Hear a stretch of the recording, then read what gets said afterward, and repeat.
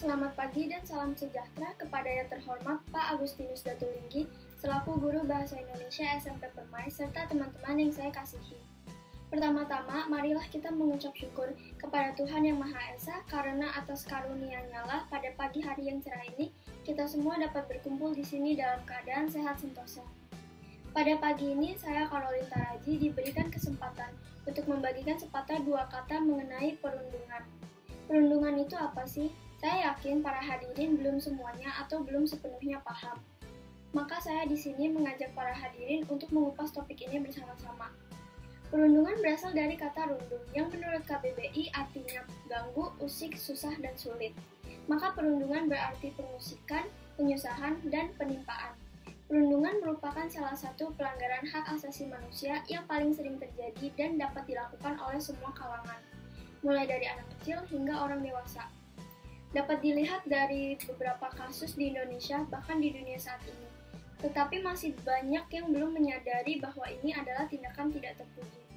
Kasus perundungan dianggap sebagai pelanggaran sila kedua Pancasila karena hak dan martabat seseorang tidak dihargai, di mana seorang individu diperlakukan tidak setara karena individu lain menganggap dirinya lebih baik dalam segi tertentu. Perundungan dapat terjadi oleh siapapun, dimanapun, dan kapanpun. Perilaku ini dapat bermacam-macam bentuknya, mulai dari penghinaan verbal, kekerasan fisik, pemerasan, intimidasi, dan juga diskriminasi SARA. Perilaku perundungan dapat disebabkan oleh beberapa faktor seperti kurangnya rasa menghargai antar satu sama lain, lingkungan yang buruk, kurangnya perhatian dari berbagai pihak, dan merasa dirinya lebih tinggi derajatnya. Perilaku perundungan biasanya tidak menyadari bahwa dirinya telah melanggar HAM orang lain.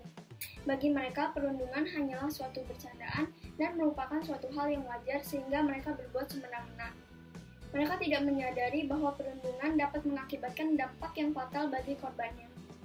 Dampak atau akibat perundungan adalah korban dapat mengalami depresi, trauma berkepanjangan, berkurangnya rasa percaya diri, psikologis terganggu, dan sebagainya.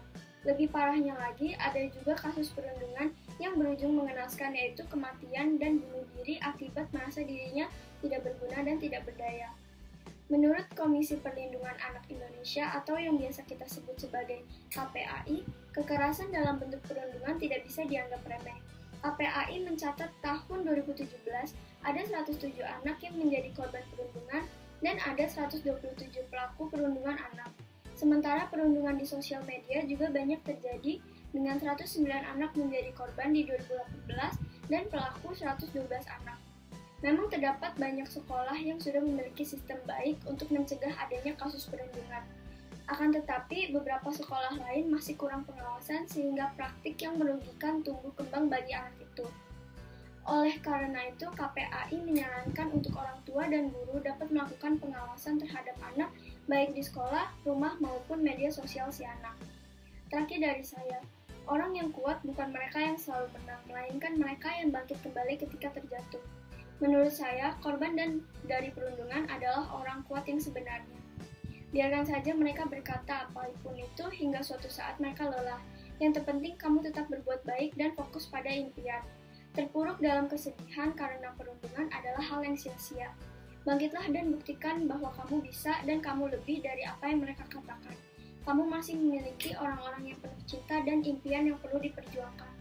Sekian dari saya mohon maaf bila ada kesalahan kata atau pernyataan yang menyinggung. Sekian dan terima kasih.